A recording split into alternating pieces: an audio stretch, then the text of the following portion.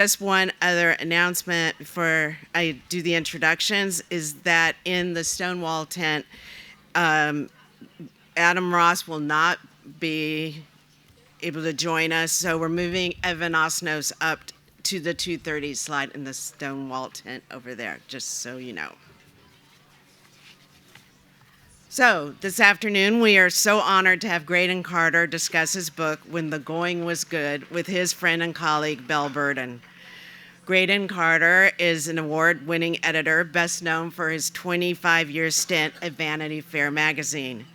His new memoir, When the Going Was Good, an editor's adventures during the last golden age of magazines, revives the glamorous heyday of print magazines when they were at the vanguard of American culture.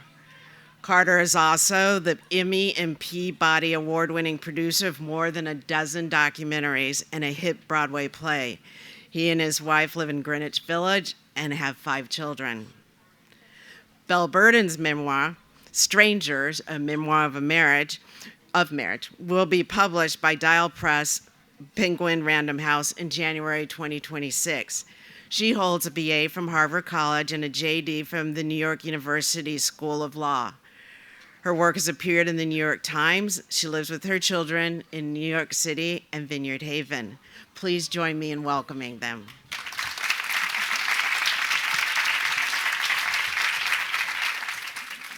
Thank you so much, Robin. As Robin said, we're going to talk for about 40 minutes and then have 15 minutes for questions. Graydon, welcome to Chillmark. Thank you. It's one. Is this working? Hello? Yeah, Yes. It is working. Wonderful to be here, and thank you as well, Robin. And lovely to be with you, Belle. How do you like the Vineyard so far? I've been here before, but this is just the perfect day, the perfect temperature, lovely people. I feel really happy. We should be looking for real estate if we could afford it. Yes, please. Yeah. Please do. What made you decide to write a memoir now? You're certainly not retired.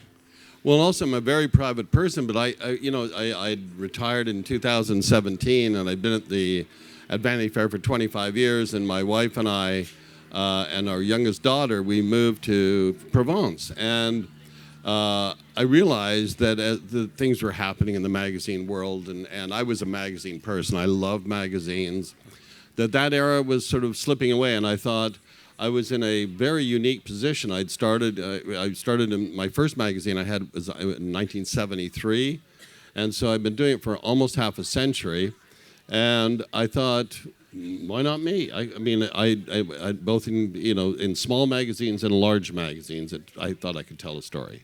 And how did you balance your desire for privacy? Because I think of you as a very private person with sharing yourself very openly in the memoir.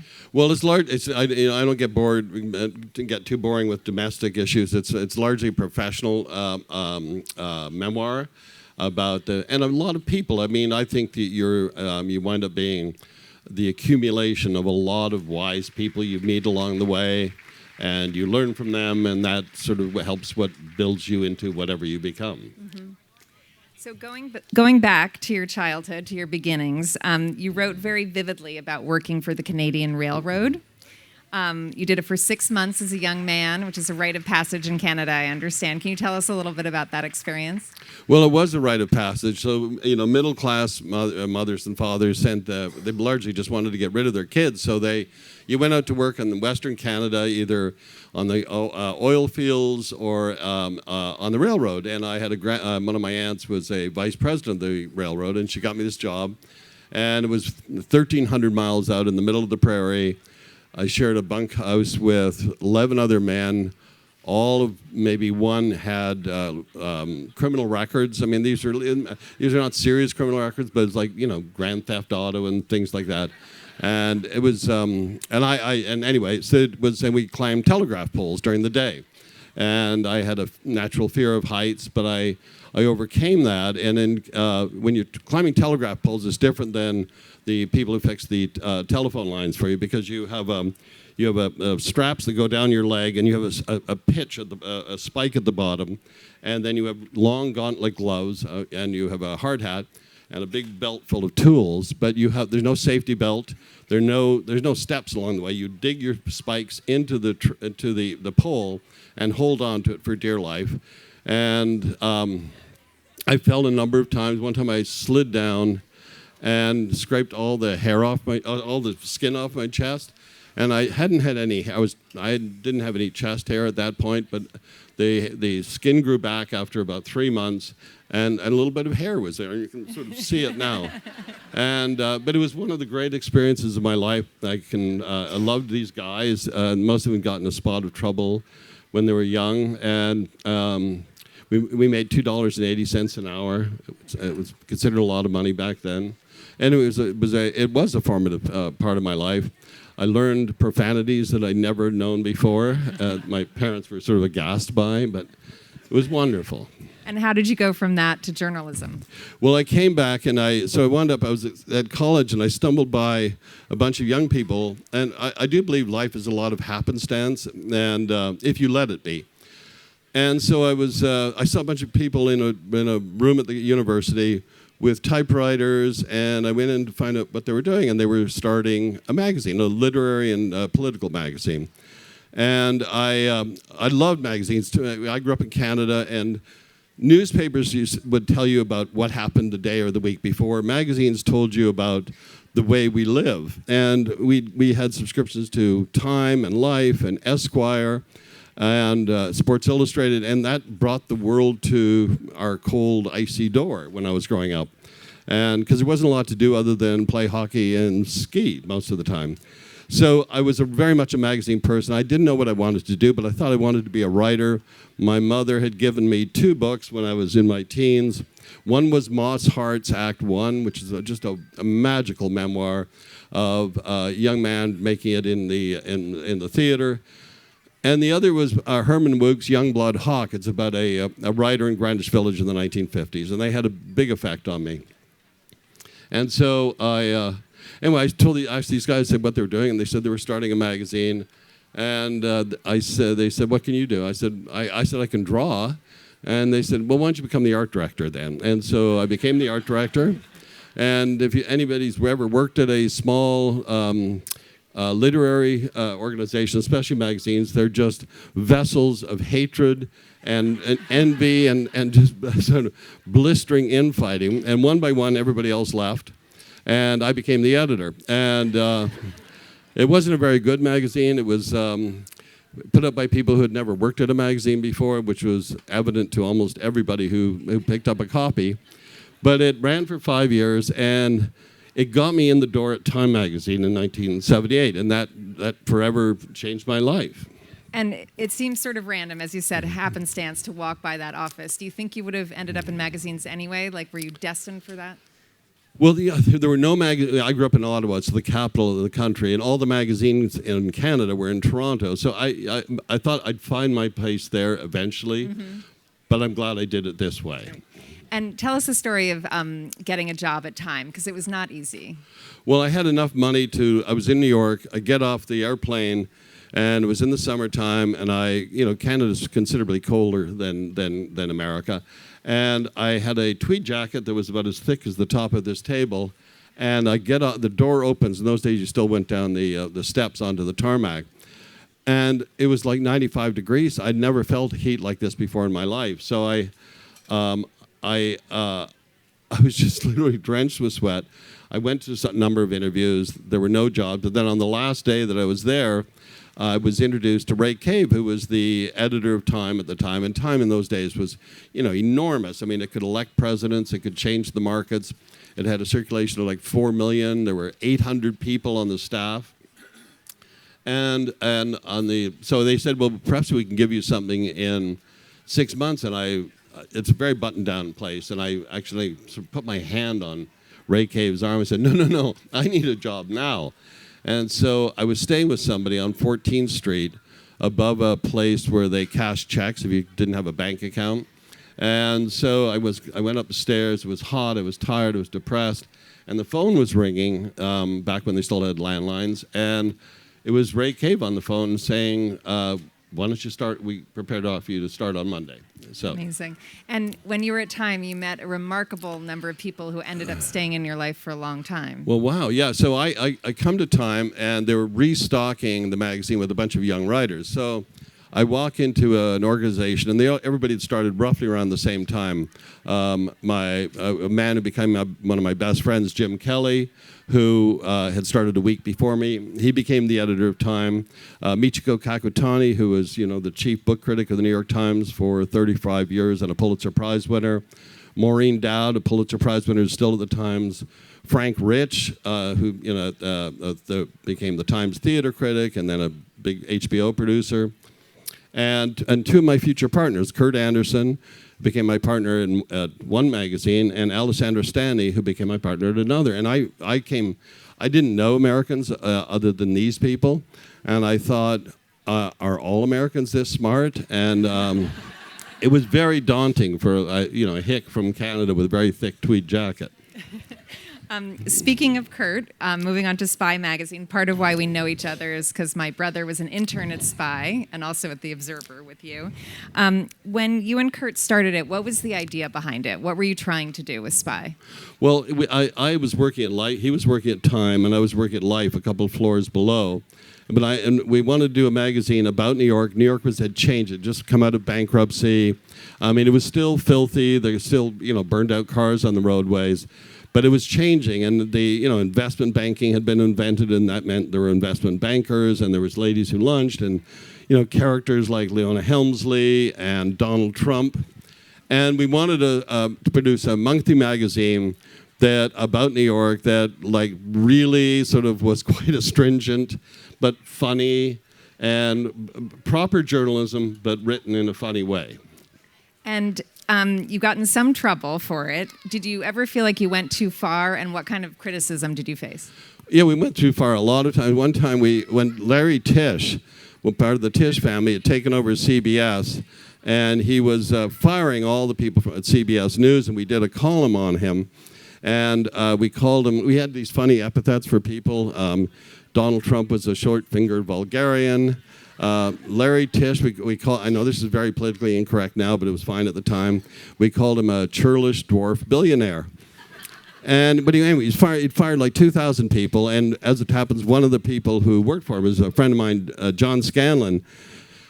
And Scanlon calls me up after this column runs, and he says, Graydon, you've gone too far this time. He said that a lot to me.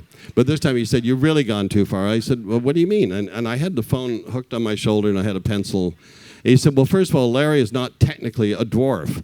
So I wrote that down, and so we did a column the following month pointing out that his PR spokesman had called, pointing out that Larry is not, in quotes, technically a dwarf. That inflamed him even more. So we did a story on the 10 most litigious New Yorkers, and our phone number is in the phone book, and one of them was Gore Vidal. And so he calls me up, and I get on the phone. Hi, I'm Mr. Vidal. He says, listen, I really object to this story. He said, I'm not litigious, and if you don't take that off the list, I'm going to sue you. And as I was about to say, do you see the irony sort of in this? And he hung up on me. So it was, we did go overboard sometimes. But at the same time, we did funny things like a friend had suggested if we try to get New Yorkers to sign, really rich New Yorkers to sign really small checks. So we came up with this guy. We made up a company like National Check Retrieval Corporation or something like this. And we send 100 New Yorkers, really rich ones, checks for 32 cents to see if they go to the trouble of writing their signature and writing for deposit only and going to the bank. So, you have to wait. The checks go out. You wait for them to come back. And about half of them sign 32-cent checks. So we decided to say, let's see if they'll sign a 16-cent check. So we sent new checks out for 16 cents to all these people. At the same time, we sent out checks for 64 cents to the people who hadn't signed the 32-cent check. So we're waiting for all these checks. This is taking almost a year. In the end, we found two people who signed the 16-cent check. One was Adnan Khashoggi, who at that time was the biggest arms dealer in the world, and the other was Donald Trump. So he won't leave money on the table. True. Speaking of him, it's one of your most famous feuds, but it started before Spy. Can you tell us how it began? Well, I did a story for GQ magazine in 1980. I did the reporting in 1982, and it was his first national exposure. It was going to be a cover. He knew this. And so I hung around with him for 3 weeks, and he gave me all this access. And I write the story, and most of it was fine, except I did point out that his hands seemed too small for his body. He really didn't like that. And so then when I come to Spy, we start calling him a short-fingered vulgarian. Over the years, we did many stories on him at Vanity Fair. And once he discovered Twitter, he went slightly unhinged on me, and he sent me 4 dozen. He didn't send them to me. He wrote 4 dozen tweets about me. He called me a loser. He called me sloppy. The magazine was failing. Restaurant we had in New York at the time, we still have it in Waverly Inn. The food was terrible. That my wife thought I was a loser. She told me, she promised me she didn't say that to Trump. Anyway, it's been going on, and he's tried to make amends. He invited me to one of his weddings. He invited me to 2 of his weddings, and I went to the Marla Maples one, which is in the Plaza Hotel. I wanted to go to the Melania one, but I thought my friends would hate me forever if they saw my name on the list. But it goes on. Can you tell about the photograph that he sent you and circled his hands? Just before, literally 2016, just before he announced a run for presidency, he sent me an ad for the Art of the Deal, and in gold Sharpie, he circles his hand and writes on it, "See, not so small." But they are small, so I wrote I wrote a note, said actually quite small, stapled to the thing, and had it messengered back to him that day, which just unleashed another flurry of things. And so at the Waverly Inn, our menu, we've had it for like 20 years, and it's in the Village. And at the top of the menu for the last 20 years, it said, "Worst food in the city, Donald J. Trump." And our business has been very good. Mm-hmm. Would you take him on in the same way today, given how much power he has? We still do. I think the good thing is I actually sort of miss the personal attention in a certain way, but he's sort of got other people to pick on other than me. And I was audited during his administration, and I'm a plain W-2 employee. But I think you have to fight that sort of wanton cruelty and tyranny. And yes. Yes, please keep going. You were the editor of the New York Observer for about a year, which you describe as a cleansing period. How did that lead you to Vanity Fair?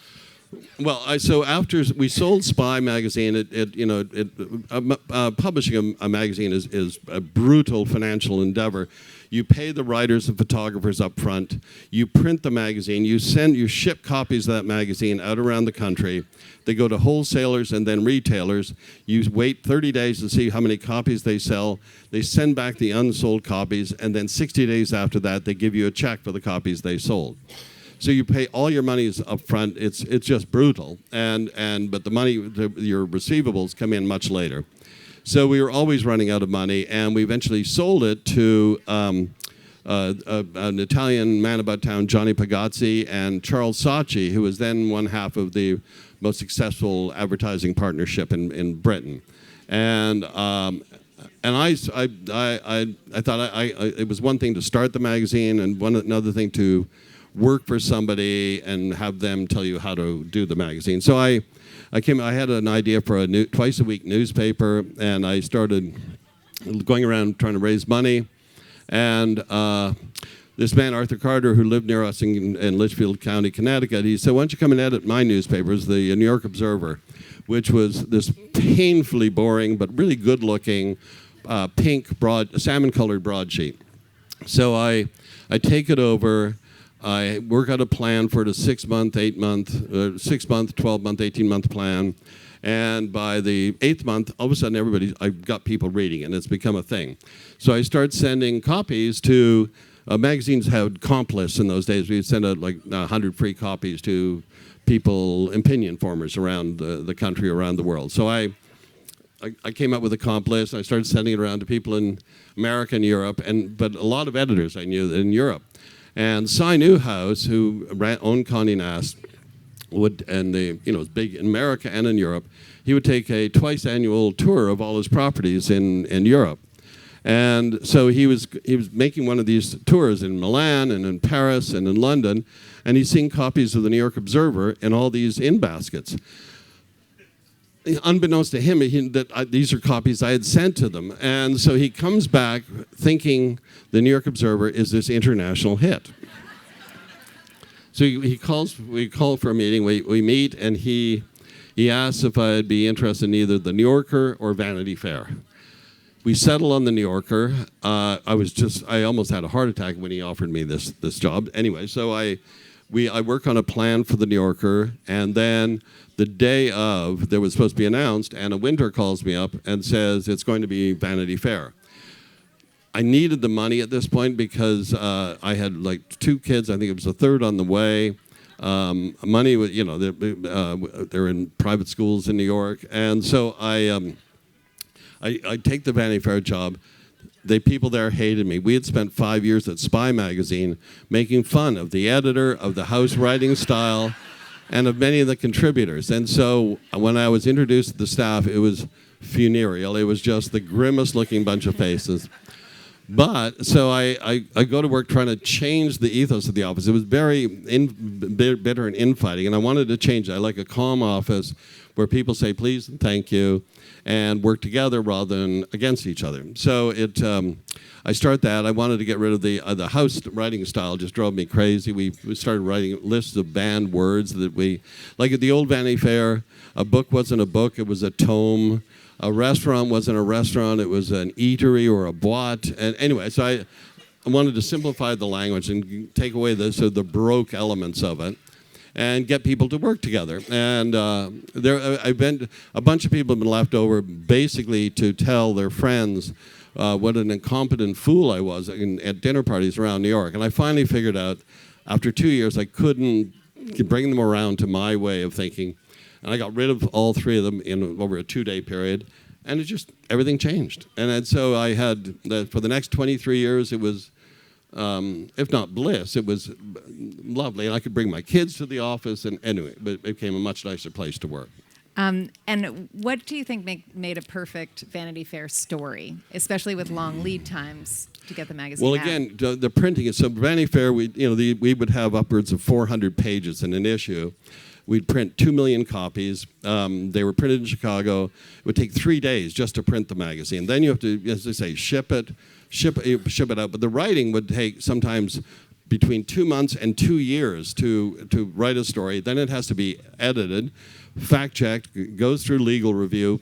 You have to bring in the photographs or have the subjects photographed, and then the printing process. So you're trying to figure out stories that had currency, but that would have currency also 6 months down the line was the trick here, the art. And so I like stories. I think stories should have conflict. It's always better when 2 people are fighting over one thing rather than one person, or whether it's a country or a company or a man or a woman. And should have disclosure, meaning you should have access, I should say, in that you should have access to the principals or the people around the principals. It should have narrative, that is the beginning, middle, and end. And our stories came after the news stories, so we were lucky enough in a lot of cases that we could have not only the beginning and the middle, but also the end. And it should have disclosure, that is, you've got to advance the scholarship on the subject. And like newspaper stories, the scoop is often in the first sentence or the second sentence. In a weekly magazine, it's often in the first paragraph. In a monthly magazine like Vanity Fair, it could be in the 17th paragraph because the scoop would be in the course of the narrative. So it was, and I managed to attract a stable of writers that I think has never been put together quite like that. We had so many Pulitzer Prize winners. There were, just an amazing group of people, from David Halberstam and Michael Hare and Michael Lewis and Sebastian Junger. Anyway, it was a stable of about 40 incredible writers. and photographers with Annie Leibovitz and Helmut Newton and Bruce Weber. So it was, the editor is just basically a choir master. The real stars are the singers, or in this case, the writers and photographers. Do you have a favorite story or a story you're most proud of? I don't have a favorite story. Just that's like saying what's your favorite child, and you may have one, but you don't want to tell other people that you have one. And but we did when my wife Anna, who's sitting here, when I was sitting at the office one day, and I got a call from a man who said that he represented Deep Throat, and if you remember, Deep Throat was the secret source for Bob Woodward during the Watergate reporting. And it was one of the greatest secrets in journalism and in American popular culture. And this man said he was a lawyer and he represented Deep Throat. And I was intrigued. The guy used to pick up the phone if anybody called.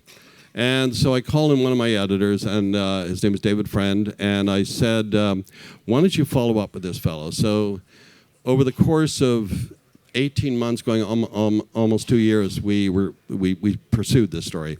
There were some issues in that the man who was Deep Throat had suffered 2 strokes and was also suffering from dementia. So there was an element of we're not 100% sure. This was during the administration of George W. Bush, where getting something wrong could be ruinous to your career. So we finally we're 95% sure we have it when we close the issue. My wife and I get married. We go off on our honeymoon, and we're in the airport in Nassau. And I didn't have a cell phone in those days, and Anna did, and she had one of those old flip phones. And it was David Friend. She said, "It's David Friend." And I said, and I picked up the phone, and he said, "You know, I don't know you've forgotten, but we released the story today. We released it wide to the newspapers and to the wire services and to the TV networks that this Mark felt was Deep Throat." I just went, holy shit. And so but he said Woodward and Bernstein have not said yes or no on this. And I could have called Bob, but if I'd called Bob at the Washington Post, he would have gotten the story in ahead of us, because again, we had a long lead time on our story. I could have called Carl, who was actually working at Vanity Fair at the time, but then he would have called Bob and it would have had the same result. So we had that 5% window of error, and they said they were going to make an announcement, but we had to start boarding the plane, and I thought, I can't take this flight back unless I know we've got it right. So literally, we kept moving to the back of the line. Anna's phone is dying. Finally, just before we had to give our tickets to the boarding gate, David Friend calls me back and said, Woodward and Bernstein just confirmed that it was Deep Throat, and we had a really nice flight back. It was a hell of a way to end a honeymoon, I will tell you that. How about a favorite or cover that you're most proud of? You know, the cover, strange enough, was my least favorite thing, and I love big portfolios on the inside. Like one time we tried I wanted all the major Bond girls were still alive. And I thought an Annie photograph shoot of all of them in a great panoply would be a thing. So we start working this. This takes like 4 months. We're pulling in, getting yeses from all these Bond girls. They're all going to come into New York for this. And then Jane Sarkin, who was organizing it for me, she said, we've got everybody but one. I said, which one? She says, Claudine Lange. I said, oh, no, we have to have her. She's the one who killed her boyfriend, Spider Savage, the American skier. And so she finally comes into me. She says, okay, she'll come, but she wants to fly Concorde and be put up at the Carlisle Hotel for 3 days. Well, we had so much effort in it. I said, fine, let's just do it. Let's get it done. So the day of the shoot, Jane comes into me, and all the other Bond girls are at the photo studio. She said, Claudine Lange will not come out of her room. I said, what do you mean? She said, no, she won't come out. But I said, we need Claudine Lange. She goes, no, this is Claudine Lange. And I said, what do you mean? I said, this is Claudine Lange. This is before internet. We'd got the wrong Claudine Lange. So I said, okay. So I said, oh, God. I said, you tell her, we'll buy her a first-class Air France ticket back to France. She's going to have to check out today. Anyway, the portfolio ran. It was a big hit, but no Claudine Lange. So you created the Vanity Fair Oscar party, which became so successful. How did you pull that off, and what were some of the challenges you faced? Well, I have a philosophy that if you're going to do something, do it before as few eyes as possible, because the chances of failure, certainly at the beginning, are huge. And so I had lunch with Swifty Lazar, who invented the Oscar party, and he used to do it at Spago. And he invited me on his last year of doing it. But Spago had two rooms. It had an A room and a B room. And the A room was for like the Gregory Pecks and the Henry Fondas, and the B room was for what they call below-the-line talent in Hollywood and people like me. But I watched the way he ran it. He was very strict. You weren't allowed to leave your seat to go to the bathroom. You weren't allowed to talk, and he'd shout at you. And so that was in March or April, and then he dies in December. And I think, something. I was on my back foot, and there were still stories in the newspapers about me losing my job. So I needed something to dig out. So I thought, we could do this. I mean, we love movies. We've got reasonably good taste. We come from the East, and so we don't have any sort of hatred there, as much hatred as some other people. And so we do it the first year. We did it quite small. And it went well, and I'm very nervous at parties, and I think that when you come to a party, it's always nice to have the host out front say welcome, and there's the bar over there. So I stood outside, and we had 150 people for dinner, and I'm pretty good with names, so and Asai and his wife would be outside with me, and so I would I'd introduce them to 150 people coming in. The people outside eventually grew so that Cy and his brother Donald and his wife Sue would be out front with me. And so sometimes I'd have to make 600 introductions before dinner, but I'd have a little bit of a beta blocker and a slug of vodka, and I got through it. And then it's just a long evening, and movie stars, strange enough, they don't know each other unless they've been in a movie together. They're quite closeted. So big parties in those days always had there's a big room, and there's always some VIP, petting zoo area for famous people. I said, we're not having any of that. We're going to make it difficult to get in, but that once you're in, everybody gets treated the same. And we'd have great food and great wine, so nobody went home with a headache. And anyway, it just built and built and built. I had a couple more questions on that, but we're running short on time. So I'm going to move on to airmail, which I'm such a fan of. How did you decide to do that? And how is it different from Vanity Fair? Well, Ann and I used to get the Sunday papers. There was a newsstand at Hudson and 11th Street, get all the foreign papers, bring them home, read them, and then I would tear stories out and take them to the office that they might ignite a story at Vanity Fair. And so we did so I thought, there's so many stories here that I thought don't make it into the American papers, and I thought I could do something, because we'd already rented a house in Provence, and I stepped down in 2017. We went to the house for Christmas, and all our kids, and Anna's father came. And so I thought I could do this, and I could do it electronically, because believe me, if the magazine was invented about 275 years ago, and if the internet had existed then, there would never have been printed magazines, because that is a rough part of the business. But with a digital publication, we could design it, make it look as much like a magazine as possible. It's all put together by magazine people.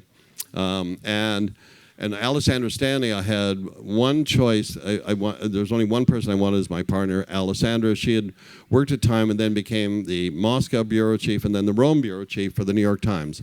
She spoke 5 languages, and I'd known her for 40 years, and I found out independently that she went to Harvard. And I thought, she never mentioned that in a conversation. And so then she said yes immediately, and we went to work, and we gathered we call it an office full of has-beens and rookies, and you know what section I'm on, the has-been section. But then we have a wonderful young staff of young people. We rented office space in the Greenwich Village, around the corner from our apartment, but originally the whole thing was built in France, and I was under the assumption that I would spend a significant portion of our time out of the country. And what do you think the future is for magazines? I think there'll always be magazines, but they won't be like the magazines you get for news. They're like, other than The Economist, there's no other really news weekly. I mean, magazines like the Atlantic and the New Yorker are thriving. The New York Magazine. The magazines in Britain, strange enough, are very healthy, and they're two of the most successful magazines there. Private Eye magazine, which is a really funny fortnightly, and The World of Interiors, the big decorating magazine. They are so successful, and they don't even have websites. So, but I think that young people will come back to love magazines the way they love vinyl. And magazines, I happen to love the feel of magazines. I think they're wonderful, and but they'll be different going forward. And how do you get your media? How do you consume it? Well, the newsstand, the foreign papers don't print in America anymore. So, all of my iPad, I read like 8 papers a day on my iPad, and it saves tearing off the pages and bundling them and sending them into the office. I can send them to people immediately. So you've had a lot of jobs in your life. You've worked on the railroad. You've been an editor, a writer, an illustrator, a documentarian, a restaurateur, among others. What was your favorite job of all? Well, yeah, I mean, I've been an editor for almost a half a century. When I started, I was one of the youngest editors in the business, and I'm probably the oldest editor now. But strangely enough, my favorite job when I look back was my 6 months on the railroad. It was like I overcame something. It was a world. I knew I didn't want to do that as a living, so I knew it was going to be temporary. And but it taught me a lot about perseverance, and that came in helpful. You've said that there's no school for being an editor, and you had to learn on the job. But do you have anyone that you would identify as a mentor in your career? Well, yes. I mean, I had 2 wonderful mentors. One is Henry Grunwald, who used to live on the island here, and his widow is a dear, dear friend of ours. And he was a wonderful and wise, and he took young people seriously, which is something I endeavored to do, and I think it's really an important thing to do, to take them seriously.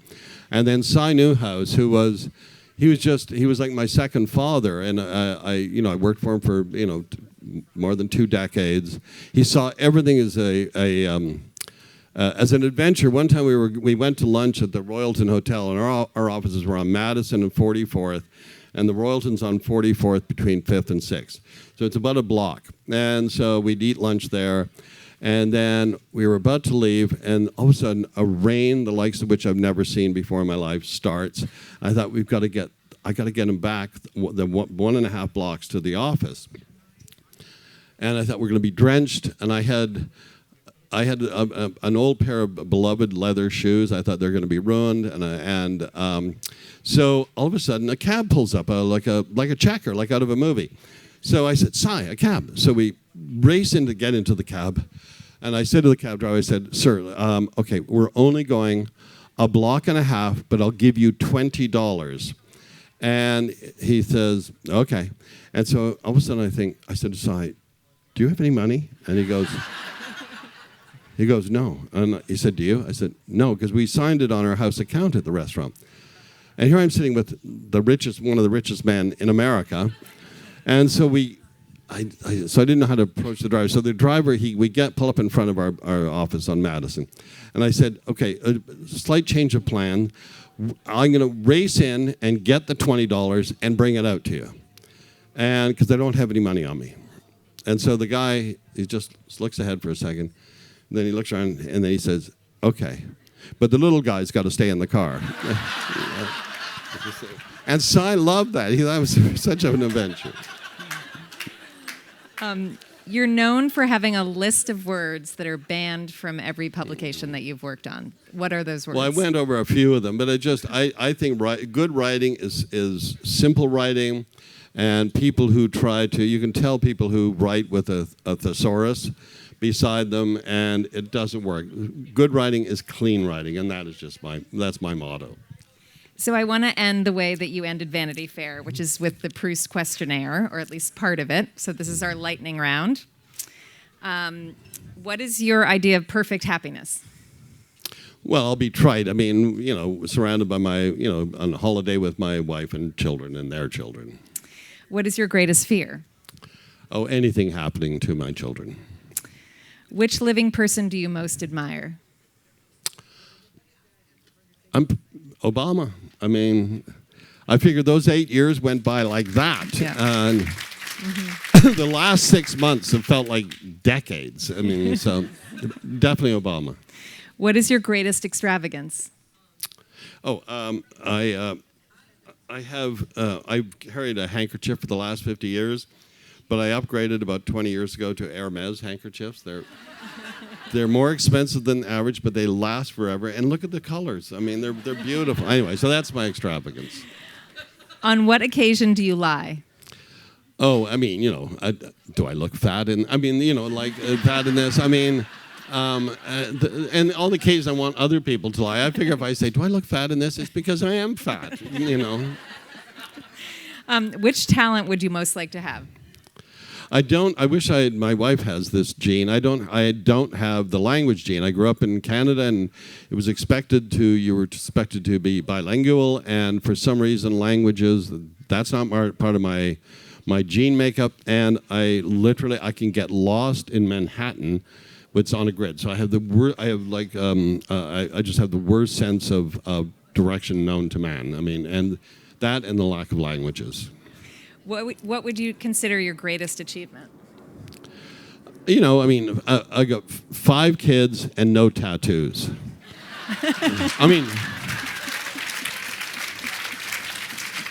The kids have no tattoos. Yeah, so 5 kids, no tattoos, no drug overdoses. Touch wood.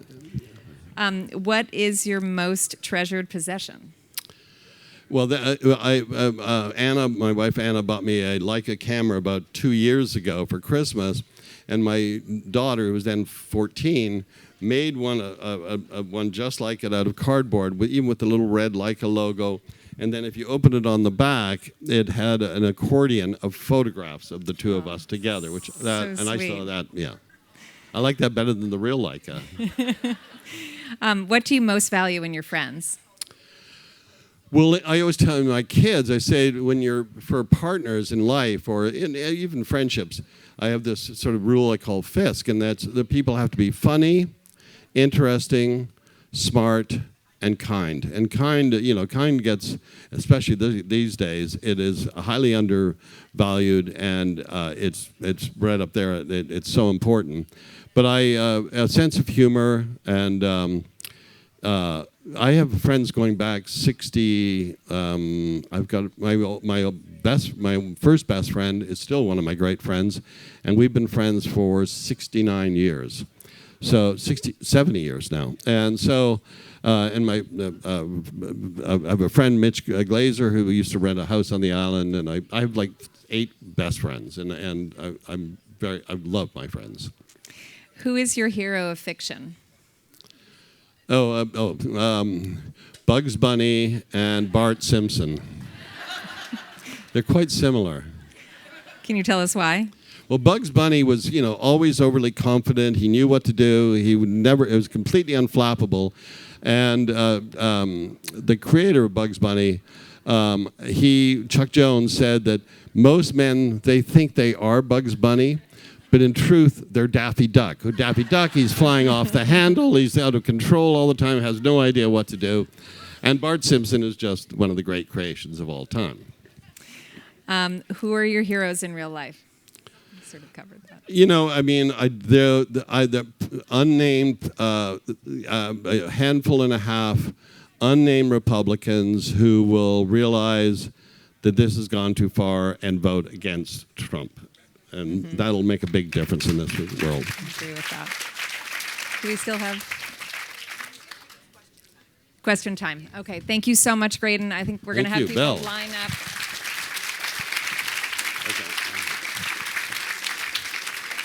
So if anyone has a question, please come up to the microphones up here. Okay. Might be getting off easy. Okay, we're done. Wait, I have more questions. If people don't have questions, I just want you to tell the 2 Oscar stories of people sneaking into the Oscars and how they got in. Okay, so we had really strict rules about getting into the Oscars. We had holograms on the invitations and everything like that.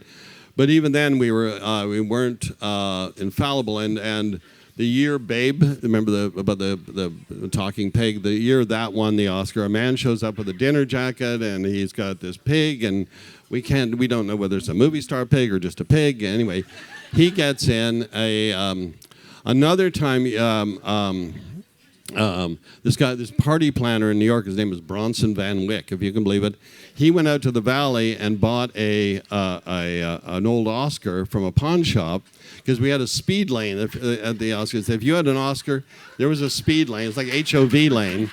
And so he got in, and I tried to spice it up every once in a while. Like one year I decided to invite all the men who had played James Bond. So invitations go to Sean Connery and Roger Moore and the whole lot. And so for one reason or another, Sean Connery was playing golf, Roger Moore was doing something, Timothy Dalton was doing something. Anyway, we wind up with a man most of you have never heard of. His name is George Lazenby, an Australian actor who was in On Her Majesty's Secret Service, a Bond film that almost nobody saw.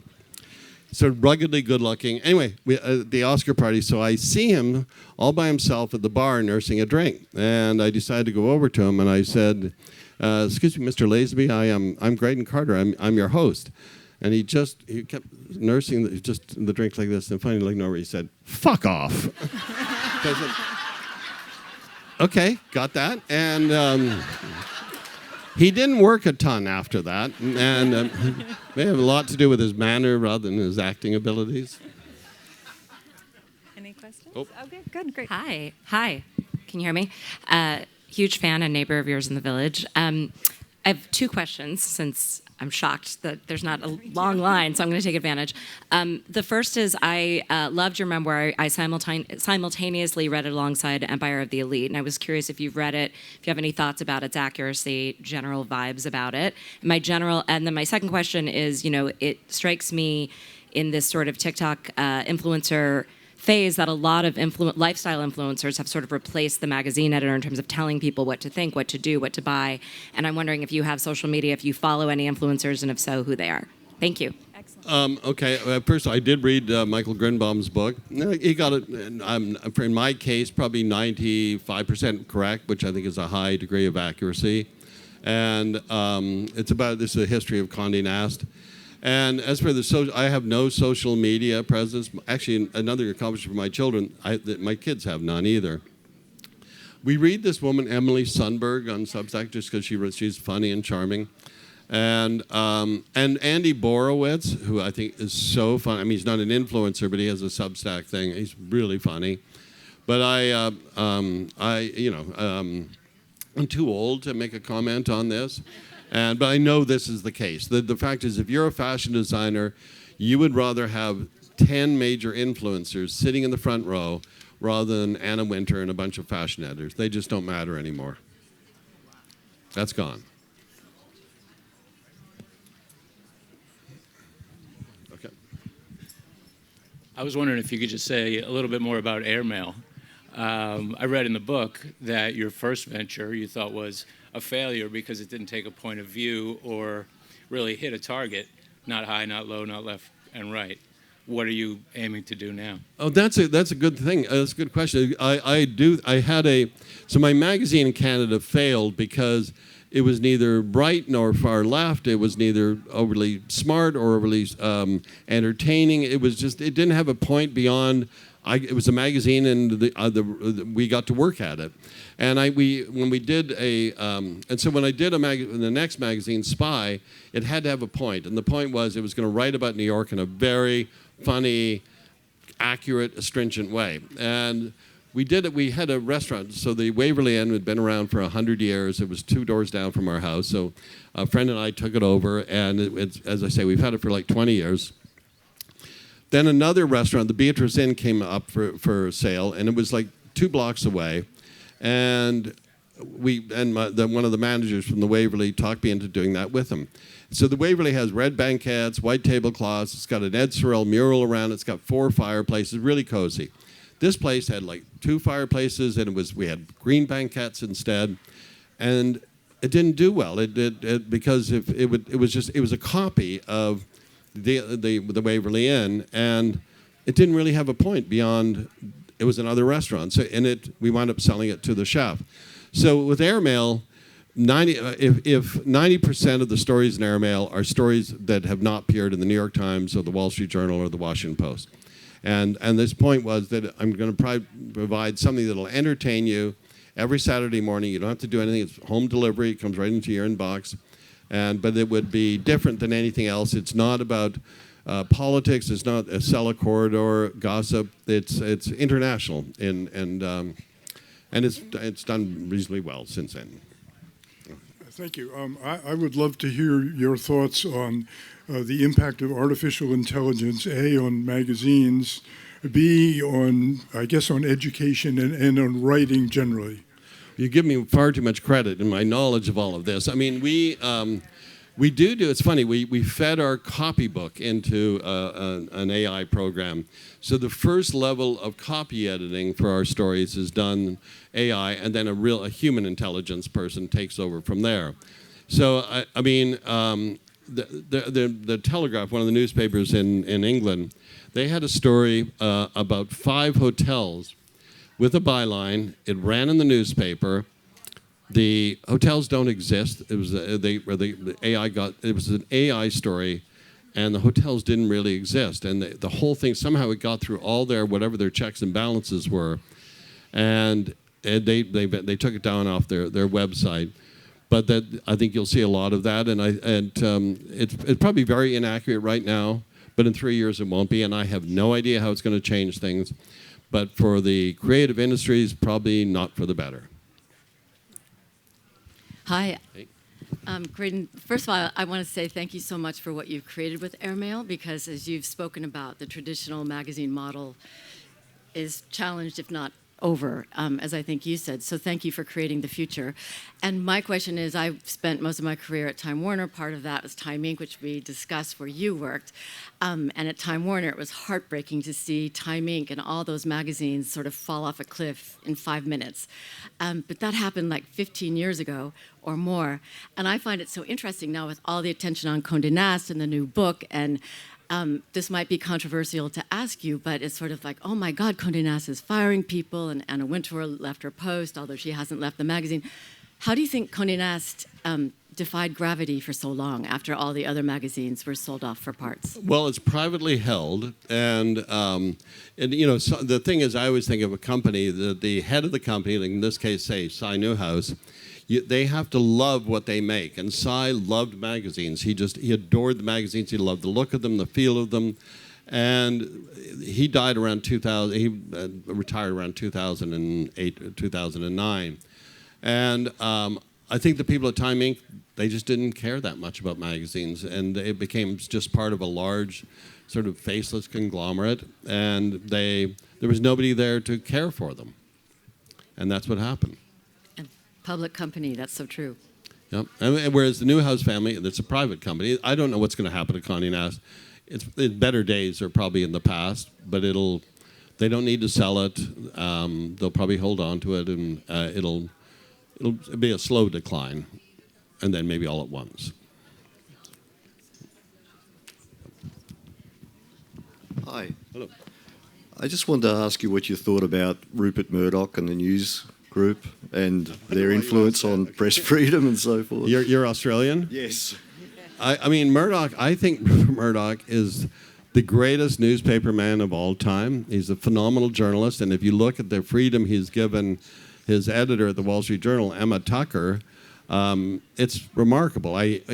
Fox News is a whole other subject. I've never watched even 1 minute of Fox News. I wish it had never been invented. But he's a remarkable man, for good and for ill. You know. Thank you all so much. Thank you so much, Graydon. Thank you very much. Please go. Graydon's book is for sale in the book tent, and then Graydon's going to be signing. Thank you very much, Graydon and Belle.